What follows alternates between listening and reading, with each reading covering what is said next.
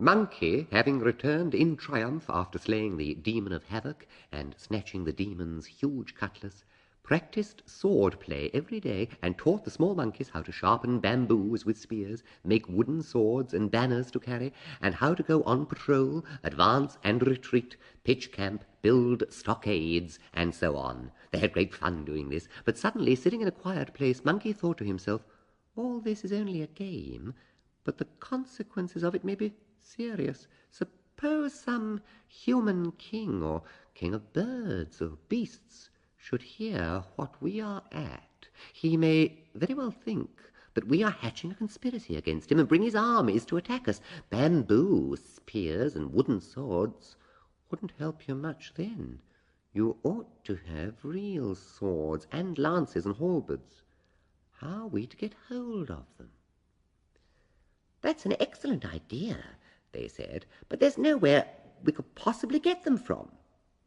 At this point, 4 old monkeys came forward, 2 red-bottomed horse apes and 2 tailless apes with plain behinds. Great King, they said, if you want to get weapons made, nothing could be easier. Why do you think it's so easy? Asked Monkey. East of our mountains, they said, there are 200 leagues of water. That is the frontier of Aeoli. And at that frontier there's a king whose city is full of soldiers. He must certainly have metal works of all sorts. If you go there, you can certainly buy weapons or get them made for you. Then you can teach us to use them, and we shall be able to defend ourselves. That's the way to protect us against extinction. Monkey was delighted with this idea. You stay here and amuse yourselves, he said, while I go off and see what can be done. Dear Monkey, he set out on his cloud trapeze, and in a twinkling he had crossed these 200 leagues of water, and on the other side there was indeed a city with walls and moat, with wards and markets, and myriad streets where men walked up and down in the happy sunshine. He thought to himself, in such a place there are sure to be ready-made weapons. I'll go down and buy some, or better still, I'll get some by magic. He made a magic pass, recited a spell, and drew a magic diagram on the ground. He then stood in the middle of it, drew a long breath, and expelled it with such force that sand and stones hurtled through the air. This tempest so much alarmed the king of the country and all his subjects that they locked themselves indoors. Monkey lowered his cloud, made straight for the government buildings, and soon, finding the arsenal, he forced open the door and saw a vast supply of swords, lances, scimitars, halberds, axes, scythes, whips, rakes, cudgels, bows and crossbows, every conceivable weapon. That's rather more than I can carry, he said to himself. So, as before, he changed his hares into thousands of small monkeys who began snatching at the weapons. Some managed to carry 6 or 7, others 3 or 4, till soon the arsenal was bare. Then a great gale of magic wind carried them back to the cave. The monkeys at home were playing in front of the cave door when suddenly they saw a great swarm of monkeys in the sky above, which scared them so much they all rushed into hiding. Soon Monkey lowered his cloud and turned the thousands of little monkeys into hares. He stacked the weapons on the hillside and cried, "Little ones, all come and get your arms!" To their astonishment they found Monkey standing all alone on the ground. They rushed forward to pay homage, and Monkey explained to them what had happened. When they had congratulated him on his performance, they all began to grab at swords and cutlasses, pick up axes, scramble for spears, drag off bows and crossbows. This sport, which was a very noisy one, lasted all day. Next day they came on parade as usual, and the roll call disclosed that they numbered 47,000 in all. All the wild beasts of the mountain and demon kings of every kind, denizens of no less than 72 caves, came to pay homage to Monkey, and henceforward brought tribute every year and signed on once in every season. Some supplied labour and some provisions. The mountain of flowers and fruit became as strong as an iron bucket or wall of bronze. The demon kings of various districts also presented bronze drums, coloured banners, helmets, and coats of mail. Day after day there was a tremendous bustle of drilling and marching. Everything was going well, when suddenly one day Monkey said to his subjects, "You seem to be getting on very well with your drill, but I find my sword very cumbersome, in fact not at all to my liking. What is to be done?" The 4 old monkeys came forward and said, "Great King, it is quite natural that you, being an immortal, should not care to use this earthly weapon.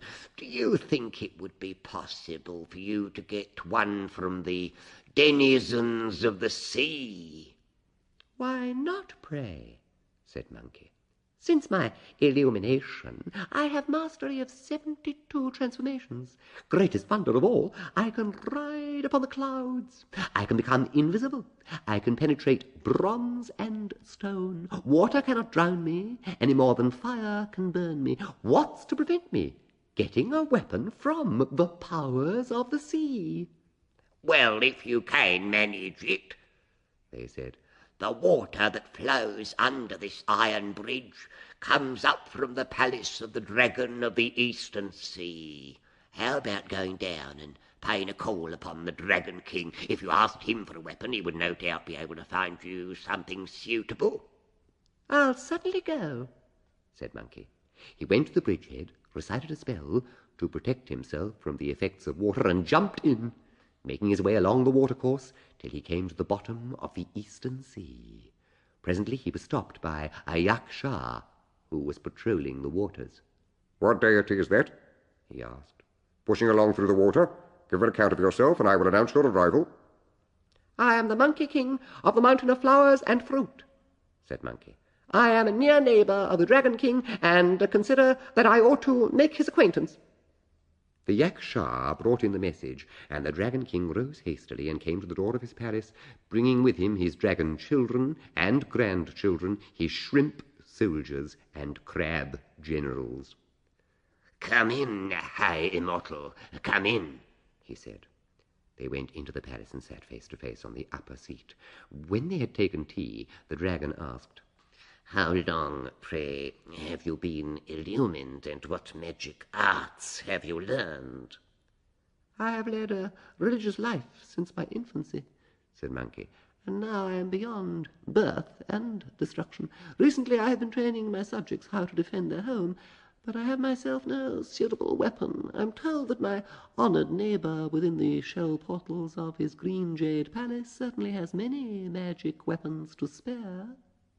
The Dragon King did not like to refuse, and ordered a trout captain to bring out a huge sword. "I'm no good with a sword," said Monkey. "Can't you find me something else?" The Dragon King then told a whitebait guardsman, with the help of an eel porter, to bring out a 9-pronged fork. Monkey took hold of it and tried a few thrusts.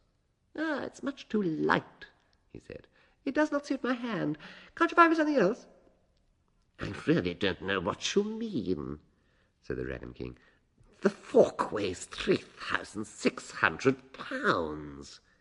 "It doesn't suit my hand," said Monkey. "It doesn't suit my hand."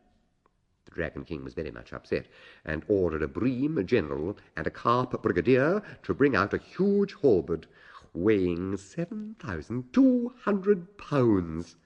Monkey seized it, and after making a few thrusts and parries, tossed it away, saying, "Still too light." "It's the heaviest weapon we've got in the place," said the Dragon King. "I have nothing else to show you."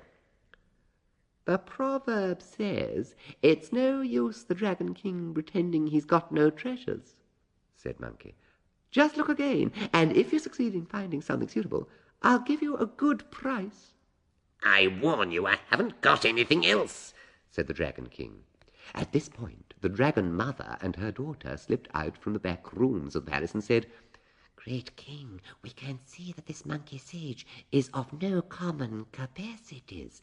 In our treasury is the magic iron with which the bed of the Milky Way was pounded flat.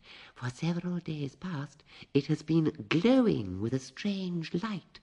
Was this not perhaps an omen that it should be given to the sage who has just arrived?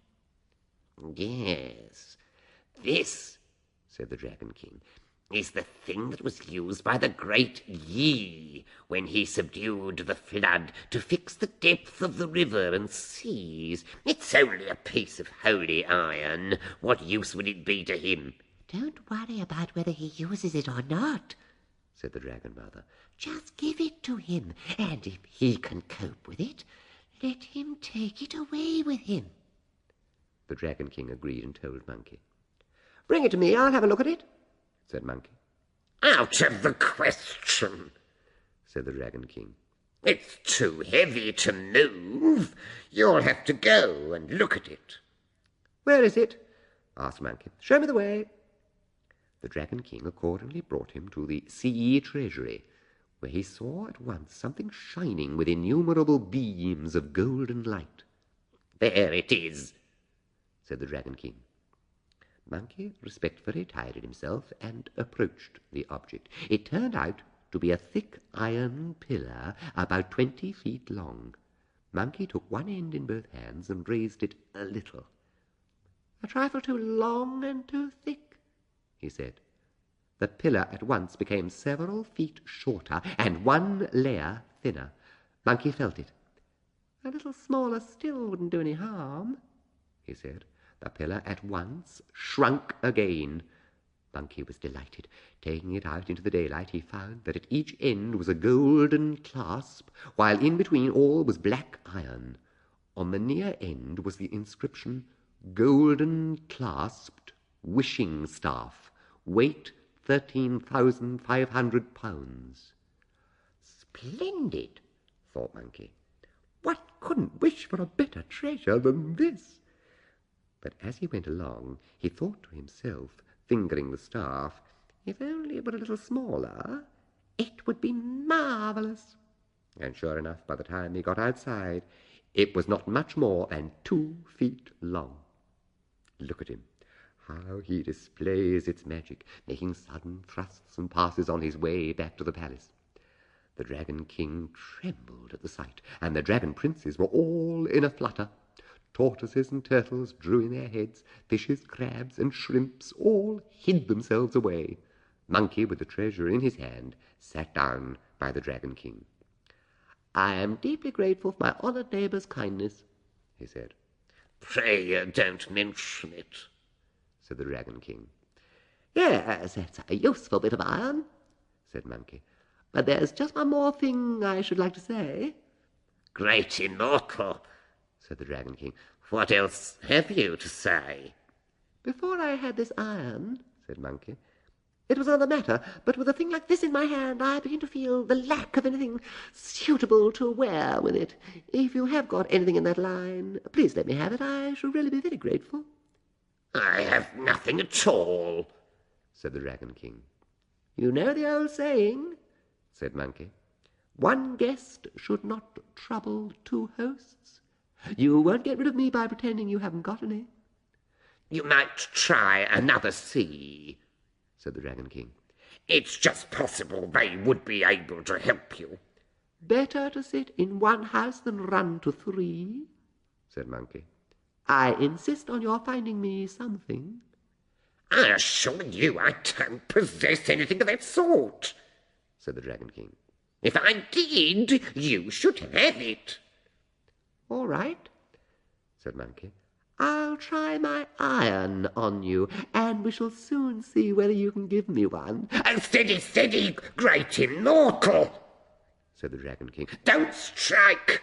Just let me find out whether my brothers have got anything that you could have." "Where do they live?" asked Monkey. "They are the dragons of the southern, northern, and western seas," said the Dragon King. "I'm not going as far as that," said Monkey. 2 in hand is better than 3 in bond. You must find me something here and now. I don't mind where you get it from." "I never suggested that you should go," said the Dragon King. We've got an iron drum and a bronze gong here. If anything important happens, I have them sounded, and my brothers come immediately." "Oh, very well," said Monkey. "Look sharp and sound the drum and gong." A crocodile accordingly beat the drum, and a turtle sounded the gong, and in a twinkling the 3 dragons arrived. "Brother," said the dragon of the south, "what urgent business has made you beat the drum and sound the gong?" "You may well ask," said the Dragon King. "A neighbour of mine, the sage of the mountain of flowers and fruit, came to me today asking for a magic weapon. I gave him the iron with which the Milky Way was pounded. Now he says he must have clothes. We have nothing of that sort here. Couldn't one of you find me something so that we can get rid of him?" The dragon of the south was furious. "Brothers," he cried, "let us summon men at arms and arrest the rascal." "Out of the question," said the Dragon King. "The slightest touch of that iron is deadly." "It would be better not to tamper with him," said the Dragon of the West. "We'll give him some clothes just to get rid of him, and then we'll complain to heaven, and heaven will punish him." "That's a good idea," said the Dragon of the North. "I've got a pair of cloud-stepping shoes made of lotus fibre." "I've got a cap of phoenix plume and red gold," said the Dragon of the South. "I've got a jerkin of chain mail made of yellow gold," said the Dragon of the West. The Dragon King was delighted, and brought them in to see Monkey and offer their gifts. Monkey put the things on, and with his wishing staff in his hand strode out. "Dirty old sneaks!" he called out to the dragons as he passed. In great indignation they consulted together about reporting him to the powers above. The 4 old monkeys and all the rest were waiting for their king beside the bridge. Suddenly they saw him spring out of the waves without a drop of water on him, all shining and golden, and ran up the bridge. They all knelt down, crying, "Great king, what splendors!" With the spring wind full in his face, Monkey mounted the throne and set up the iron staff in front of him. The monkeys all rushed at the treasure and tried to lift it. As well might a dragonfly try to shake an ironwood tree. They could not move it an inch. "Father," they cried, "you're the only person that could lift a thing as heavy as that." "There's nothing but has its master," said Monkey, lifting it with one hand. "This iron lay in the sea treasury for I don't know how many thousand years, and only recently began to shine. The Dragon King thought it was nothing but black iron, and said it was used to flatten out the Milky Way. None of them could lift it, and they asked me to go and take it for myself. When I first saw it, it was 20 feet long. I thought that was a bit too big, so I gradually made it smaller and smaller. Now just you watch while I change it again," he cried. "Smaller, smaller, smaller!" And immediately it became exactly like an embroidery needle, and could comfortably be worn behind the ear. "Take it out and do another trick with it," the monkeys begged. He took it from behind his ear and set it upright on the palm of his hand, crying, "Larger, larger!" It at once became 20 feet long, whereupon he carried it up onto the bridge, employed a cosmic magic, and bent at the waist, crying, "Tall!" At which at once he became 100,000 feet high. His head was on a level with the highest mountains, his waist with the ridges, his eye blazed like lightning, his mouth was like a blood bowl, his teeth like sword blades. The iron staff in his hand reached up to the 33rd heaven and down to the 18th pit of hell. Tigers, panthers, wolves, all the evil spirits of the hill, and the demons of the 72 caves did homage to him in awe and trembling. Presently he withdrew his cosmic manifestation, and the staff again became an embroidery needle. He put it behind his ear and came back to the cave. One day, when Monkey had been giving a great banquet to the beast monarchs of the neighborhood, after seeing them off and giving presents to the leaders, great and small, he lay down under a pine tree at the side of the iron bridge and fell asleep. In his sleep he saw 2 men coming towards him, bearing a document on which was his name. Without giving him time to say a word, they brought out a rope, and binding Monkey's dream body, they marched him away, presently bringing him to the outskirts of a walled city. Coming to himself and looking up, he saw that on the wall of this city was an iron placard saying, "Land of Darkness." "Why?" said Monkey to himself, suddenly realizing with an unpleasant shock where he had got to. "That's where Yama, the King of Death, lives. How did I get here?"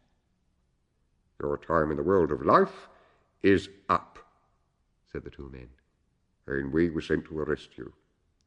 "But I have got beyond all that," said Monkey. "I am no longer compounded of the 5 elements, and do not come under Death's jurisdiction. What's all this nonsense about arresting me?"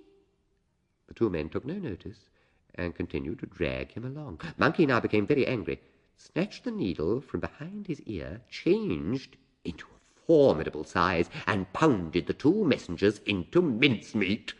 Then he freed himself from his bonds, and swinging his staff, strode into the city. Bull-headed demons and horse-faced demons fled before him in terror. A mass of ghosts rushed to the palace, announcing that a furry-faced thunder god was advancing to the attack. In great consternation, the 10 judges of the dead tidied themselves and came to see what was afoot. Seeing Monkey's ferocious appearance, they lined up and accosted him in a loud voice. "Your name, please?" "If you don't know who I am, then why did you send 2 men to arrest me?" asked Monkey. "How can you accuse us of such a thing?" they said. "No doubt the messengers made a mistake." "I am the sage from the Water Curtain Cave," said Monkey. "Who are you?" "We are the 10 judges of the Emperor of Death," they said. "In that case," said Monkey, "you are concerned with retribution and rewards, and ought not to let such mistakes occur. I would have you know that by my exertions I have become an immortal, and am no longer subjected to your jurisdiction. Why did you order my arrest?" "There's no need to lose your temper," they said. "It's a case of mistaken identity. The world is a big place, and there are bound to be cases of several people having the same name. No doubt our officers have made a mistake." "Nonsense," Monkey said. "The proverb says, 'Magistrate's heir, clerk's heir. The man with the warrant never errs.' Be quick and bring out the registers of the quick and the dead, and we'll soon see." "Come this way, please," they said, and took him to the great hall, where they ordered the official in charge of the record to bring out his files. The official dived into a side room and came out with 5 or 6 ledgers, divided into 10 files, and began going through them one by one. "Bald insects, furry insects, winged insects, scaly insects." He gave up in despair and tried monkeys. But the Monkey King, having human characteristics, was not there. Not, however, being subject to the unicorn, he did not come into any animal category. And as he was not subject to the phoenix, he could not be classed as a bird. But there was a separate file, which Monkey insisted on examining himself, and there, under the heading Soul 3150, he found his own name, followed by the words parentage, natural product, description, stone monkey, lifespan 342 years. A peaceful end. "I haven't got a lifespan at all," said Monkey. "I'm eternal. I shall cross my name out. Give me a brush." The official hastened to provide a brush soaked in heavy ink, and Monkey put a stroke not only through his own name, but through those of all the monkeys named in the monkey file. Then, throwing down the ledger, "There's an end of the matter," he exclaimed. "Now, at any rate, you've got no hold over us." So saying, he picked up his staff and forced his way out of the Palace of Darkness. The 10 judges dared not protest, but all went off at once to Kishiti Garba, guide of the dead, and discussed with him the advisability of laying a complaint about the matter before the Jade Emperor in heaven. As Monkey rushed naked out of the city, his foot caught in a coil of creeper, and he stumbled. he woke with a start and found that it had all been a dream. Sitting up, he heard the 4 old monkeys and the others who were mounting guard over him saying, "Great King, isn't it time you woke up? You drank so heavily you've been sleeping here all night." "I must have dozed off for a time," said Monkey, "for I dreamt that 2 men came to arrest me." And he told them his dream.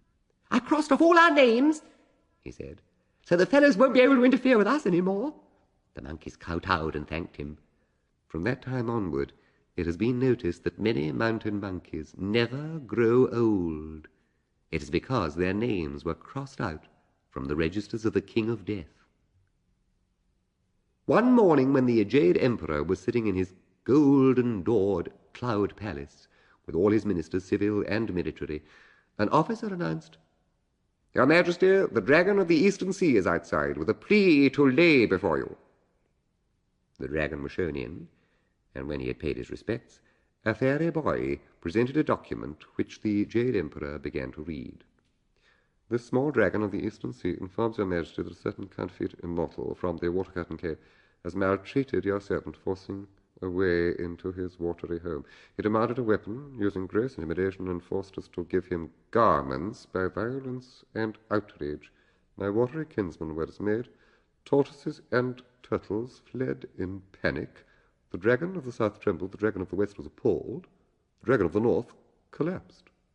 Your servant was obliged to part with a holy iron staff, a phoenix plume hat, a coat of mail, and a pair of cloud-stepping shoes before we could get rid of him. But even then he threatened us with arms and magic and called us dirty old snakes. We are ourselves quite unable to deal with him and must leave the matter entirely in your hands. We earnestly beg that you will send soldiers to control this pest and restore peace to the world below the waves." Having read the document, the Jade Emperor gave judgment. "The dragon," he said, "is to return to his sea, and I will send officers to arrest the criminal." The Dragon King bowed and retired, whereupon another officer immediately appeared, announcing that the first judge of the dead, supported by Kshitigaba, the advocate of the dead, had arrived with a petition. With them was a fairy girl, who presented a document which read as follows: "We respectfully submit that heaven above is for spirits, and the underworld is for ghosts. Darkness and light must have their succession. Such is the way of nature and cannot be changed. But a counterfeit sage from the water-curtain cave has violently resisted our summons, beating to death our emissaries and menacing the 10 judges. He made an uproar in the Palace of Death and erased names from our books, so that in future monkeys and apes will enjoy improper longevity.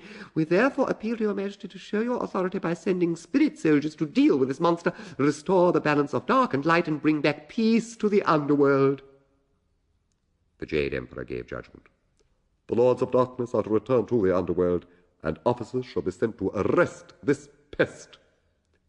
The first judge of the dead bowed and retired.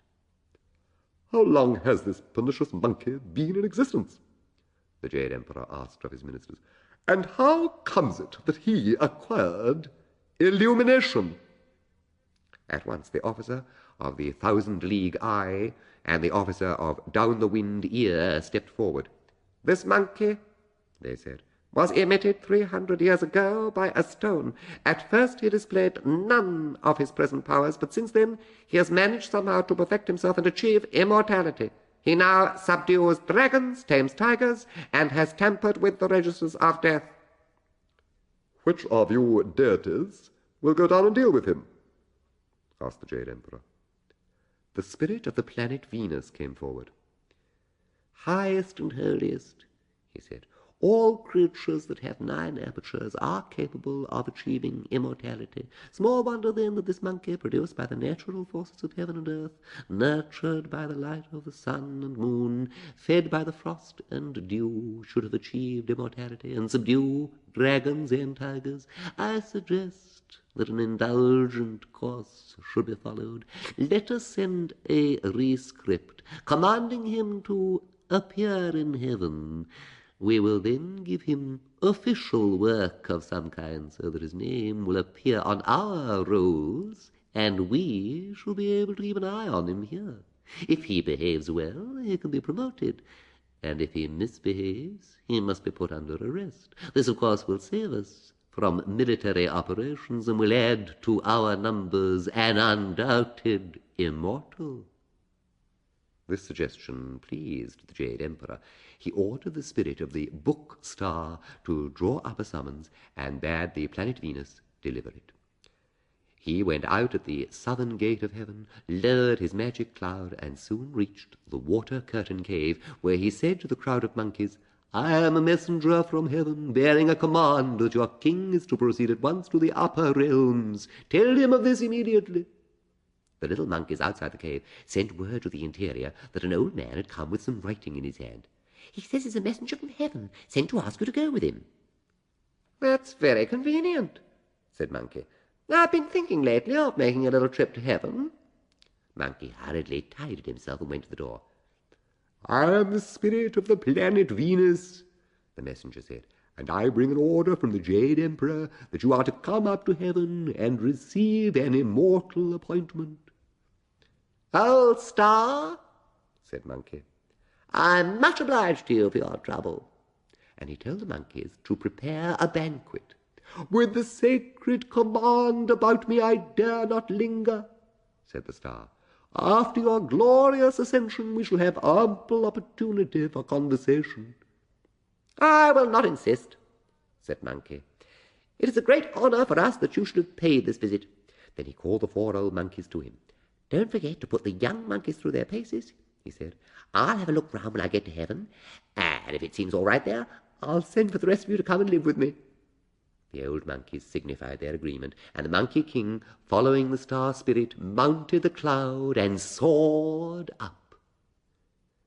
If you do not know what rank it was they gave him, you must listen to the next chapter.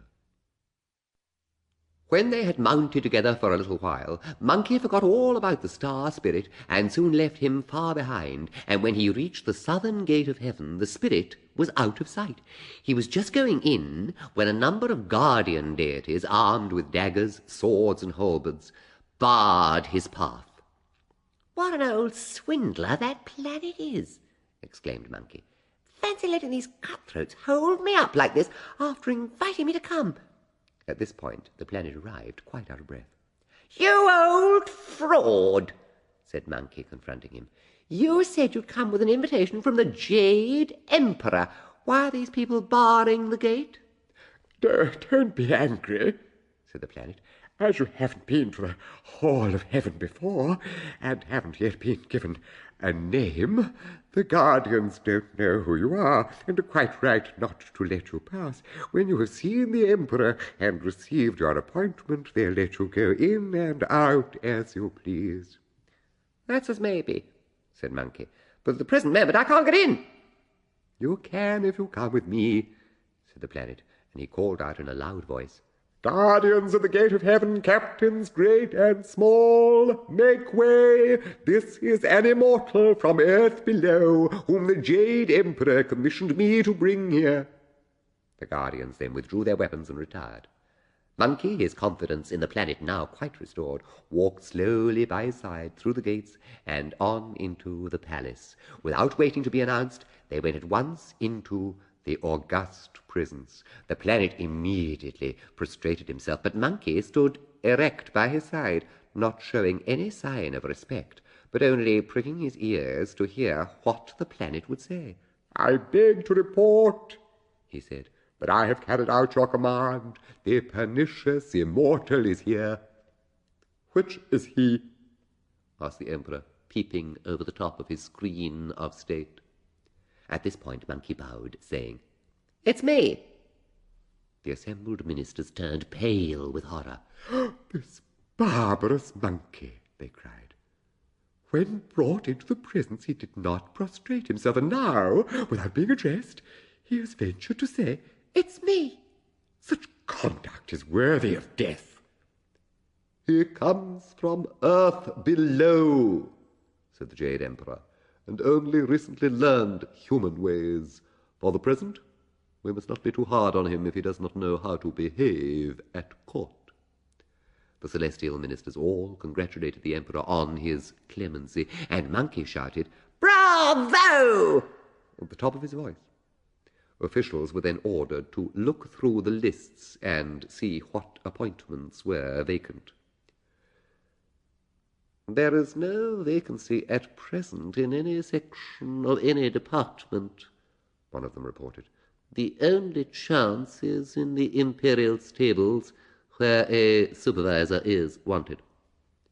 "Very well, then," said the Jade Emperor. "Make him Pai Wayne in the stables." Accordingly, he was taken to the stables, and the duties of this department were explained to him. He was shown the list of horses, of which there were 1,000, under the care of a steward whose duty it was to provide fodder, grooms who combed and washed the horses, chopped hay, brought them their water, and cooked their food. The superintendent and vice-superintendent helped the supervisor in the general management. All of them were on the alert night and day. In the daytime they managed to get a certain amount of fun, but at night they were on the go all the time. The horses all seemed either to go to sleep just when they ought to be fed, or to start galloping when they ought to be in the stalls. And when they saw Monkey, the heavenly horses pressed round him in a surging mob and ate the food he brought them with such appetite as they had never shown before. After a week or two, the other officers of the stables gave a banquet to celebrate Monkey's appointment. When the feast was at its height, he suddenly paused, cup in hand, and asked, "What does it mean, this word Pai Ma Wayne?"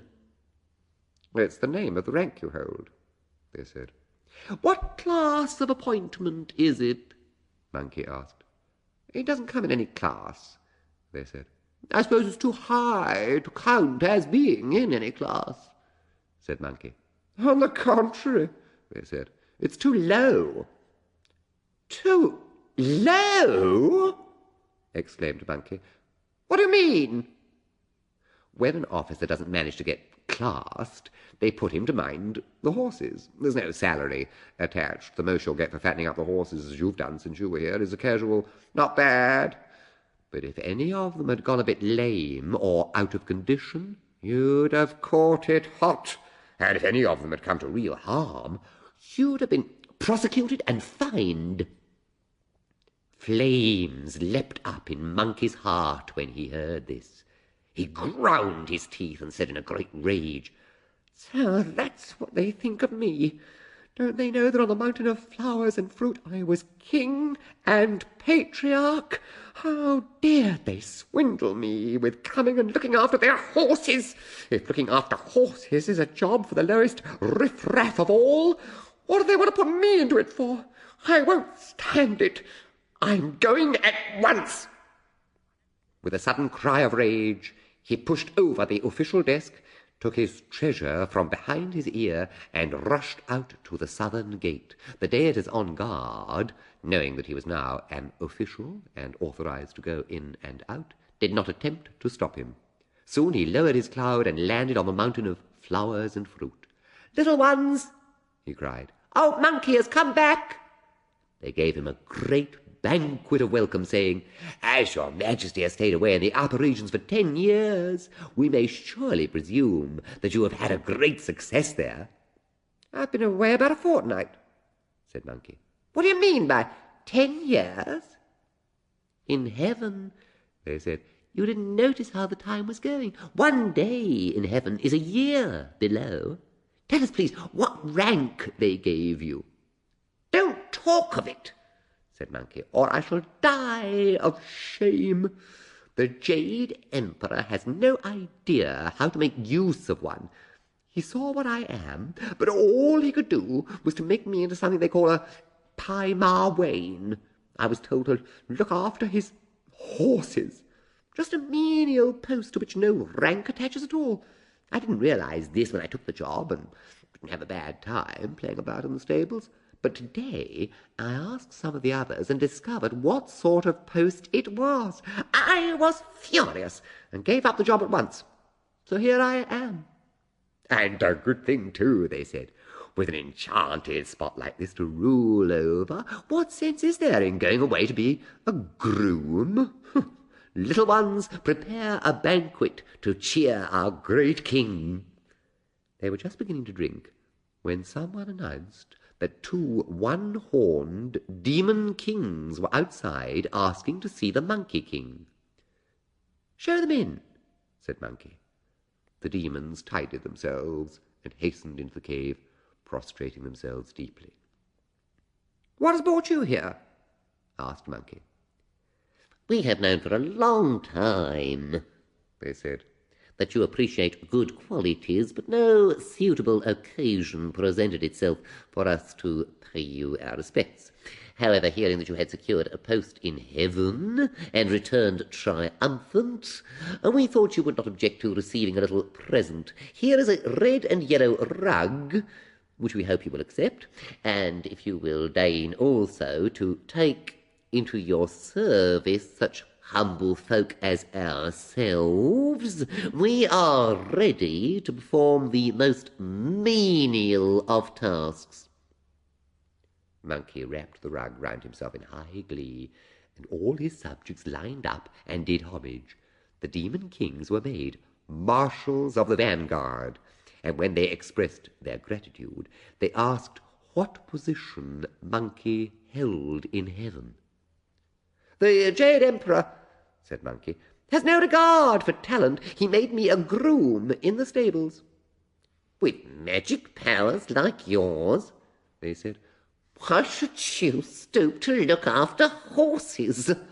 The great sage equal of heaven, that is the title for such a one as you." Monkey was delighted with the sound of this, and having exclaimed, "Good, good, good!" many times, he ordered his generals to set up a banner with "Great Sage Equal of Heaven" written on it in large letters. Henceforward, he said, he was to be addressed by no other name, and instructions to this effect were to be given to all fiends that acknowledged his sway. When the Jade Emperor held his court next day, the head of the stable appeared kneeling on the steps of the throne, announcing that the newly appointed groom had complained that the job was not good enough for him and had returned to earth. "Oh, very good," said the Jade Emperor. "You may return to your duties. I will send heavenly soldiers to arrest him." At once, Vaisravana and his son Netha came forward and volunteered for this service. They were put in command of the expedition and appointed the mighty magic spirit to lead the way, the fish-belly general to bring up the rear, and the captain of the Yakshas to drive the troops on. Soon they were out of the southern gate of heaven and on their way to the mountain of flowers and fruit. They then chose a flat piece of ground where they encamped, and the mighty magic spirit was chosen to provoke battle. He buckled on his armour, and, brandishing his great axe, he strode towards the mouth of the water-curtain cave.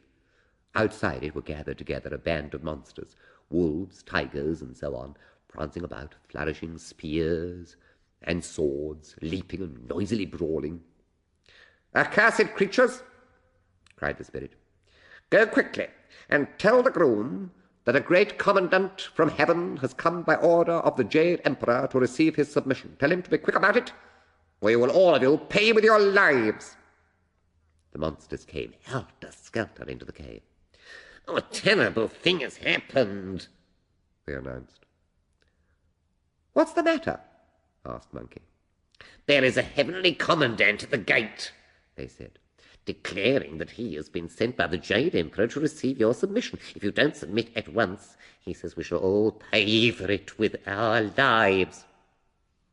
"Bring me my arms," cried Monkey. He put on his bronze helmet, his gold corselet, and cloud-stepping shoes, and with his magic staff in his hand he led out his followers and arrayed them for battle. When the mighty magic spirit saw him, "Wretched monkey," he cried, "do you know me or not?" "What scurvy deity are you?" asked Monkey. "I have never set eyes on you. Tell me your name at once." "Vile trickster!" cried he. "How dare you pretend you do not know me? I am the leader of the vanguard of Vaisravana's heavenly host, the mighty magic spirit. I come by command of the Jade Emperor to receive your submission. Disarm at once, and throw yourself on heaven's mercy, or all the denizens of this mountain will be put to the sword. Breathe so much as half of the word no, and you will instantly be sliced to pieces." "Scurvy deity!" cried Monkey, very angry. "Stop your bragging. If I were to strike you dead with one blow of my staff, you could not carry my message. So I shall spare your life, that you may go back to heaven and tell the Jade Emperor that he does not know how to use a good man when he finds one. I have innumerable arts of magic. Why should I be put to mind the horses? Look what is written on this banner. If he admits my right to this title, I will leave him in peace. But if he refuses, I will come up at once and strike such a blow at his palace as will tumble him from his dragon couch." Looking about, the spirit saw the banner with its inscription and laughed aloud. "Oh, the impudence of this vile monkey!" he cried. "Call yourself equal of heaven if you please, but first swallow a good dose of this axe of mine." And he struck at Monkey's head, but Monkey was not ruffled, and met the blow with his staff. It was a good fight that followed.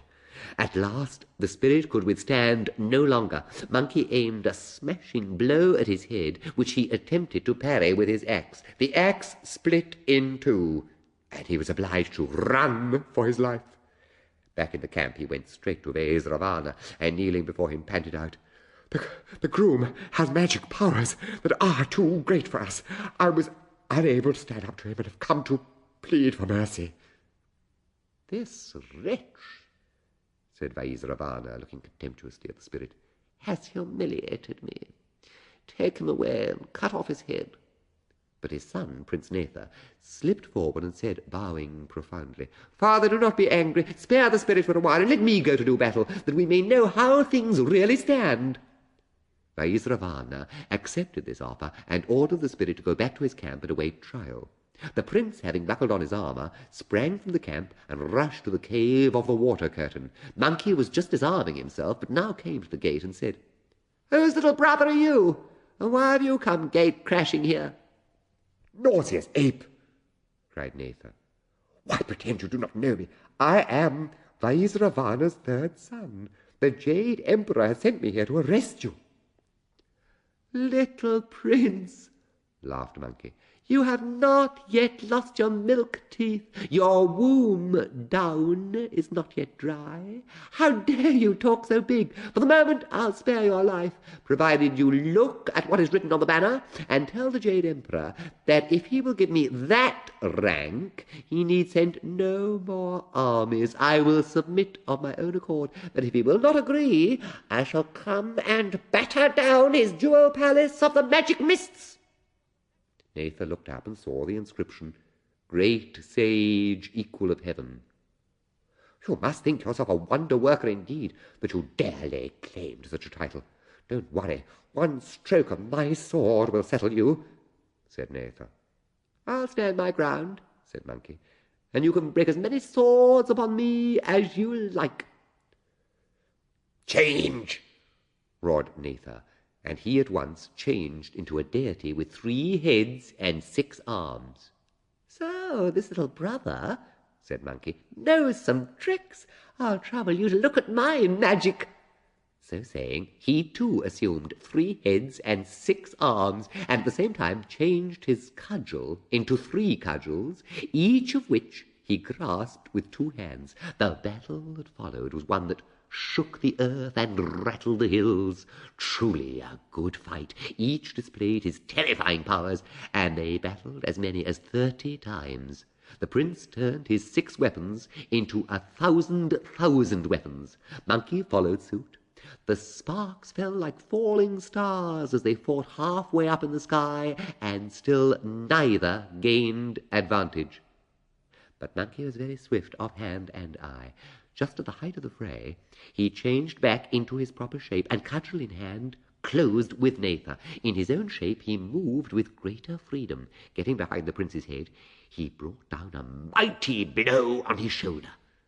Just as Netha was preparing a new magic, he heard the swish of Monkey's cudgel as it clove the air. He had no time to dodge, and so great was his pain that he at once took to his heels, changed into his true form, and returned ignominiously to his father's camp. Vaisravana had been watching the battle, and was just thinking of going to his son's assistance when Netha suddenly appeared before him, trembling from head to foot, and said, "My father and king, the groom has indeed stupendous powers. Even such magic as mine could not withstand him, and in the end he wounded my shoulder." "If a fellow has such powers as this," said Vaisravana, dismayed, "how are we to bring him to heel?" "Outside his cave," said the prince, "he has put up a banner upon which is written, 'Great Sage, Equal of Heaven.' He had the insolence to say that if you would acknowledge his right to this title, he would give no more trouble. Otherwise he will batter down the Jewel Palace of Magic Mists." "If that is so," said Vaisravana, "we had better leave him alone for the present. I will report this to the Jade Emperor and ask for heavenly reinforcements that we may hem him in while there is still time." "Am I to believe," said the Jade Emperor when the situation was explained to him, "that one monkey is so powerful that reinforcements are needed to deal with him?" Netha then stepped forward. "Great one," he said, "though I know I deserve death at your hands, I beg you to hear me. That monkey possesses an iron cudgel with which he first defeated the river spirit and then wounded my shoulder." "Take the whole army," said the emperor, "and slay him immediately." At this moment the spirit of the planet Venus stepped forward. "That monkey," he said, "flings his words about recklessly, and there is no reason to suppose that he can do all that he threatens to do. But if soldiers are sent to deal with him, it will mean a long and exhausting campaign. It would be better if your majesty were to pursue a policy of mercy. Say that you desire a peaceful solution and are quite willing to let him be the Sage Equal of Heaven. There will be no harm in his having a nominal post under that title, of course, without salary." "I don't think I quite understand," said the Jade Emperor, "what you are proposing that his position should be." "He could be called by that title," said the planet, "without having any special duties or any salary. The advantage would be that living on celestial ground, he would soon turn from his depravity, cease his mad tricks, and the universe would have a chance to settle down quietly." "Agreed," said the emperor, and the planet was sent to convey the peace offering. He left heaven by the southern gate and went straight to the cave of the water curtain. Things were very different this time. The place bristled with weapons. Every sort of wild ogre was on guard, and they were armed with lances, swords, staves, which they brandished fiercely, leaping this way and that. Seeing the star spirit, they all rushed forward. "Come, chieftains," said the spirit, "I'll trouble you to tell your master that I am here. I am a heavenly messenger sent by God on high, and am come with a summons to your king." "Welcome to him," said Monkey, when he heard that a messenger had come. "It must be the spirit of the planet Venus who came to fetch me before. That time, though, the job I got was not worthy of me. My time in heaven was not entirely wasted. I ran round a great deal and got to know my way about. No doubt he's come this time to offer me something better." And he ordered the chieftains to lead the spirit in, with a great waving of flags and rattle of drums. Monkey received him at the mouth of the cave in full panoply, surrounded by hosts of lesser apes. "Step in, old star," he called, "and forgive me for not having come to meet you." "Your colleagues," said the planet, "informed the Jade Emperor that you were discontented with your appointment in the stables and had absconded. Everyone has to start with something small and work his way upward," said the Emperor. "What has he got to complain of? And armies were sent to subdue you. When your magic powers proved superior to theirs, and it was proposed to band together all the forces of heaven and dispatch them against you, I put in a word, suggesting that you should be accorded the title you have assumed. This was accepted, and I have come to fetch you." I'm much obliged to you for your trouble this time and last, said Monkey. But I don't know that there is such a rank in heaven as great sage, equal of heaven. My proposal was that you should have this rank, said the planet, and it was accepted. Otherwise I should never have dared to come with a message. If anything goes wrong, I am ready to take the responsibility. Monkey wished to detain the planet and give a banquet in his honour, but the planet would not stay, and they both set off together for the southern gate of heaven. When the monkey groom was announced, the Jade Emperor said, "Come forward, Monkey. I hereby proclaim you great sage, equal of heaven. The rank is a high one, and I hope we shall have no more nonsense." Monkey gave a great whoop of delight and thanked the Emperor profusely.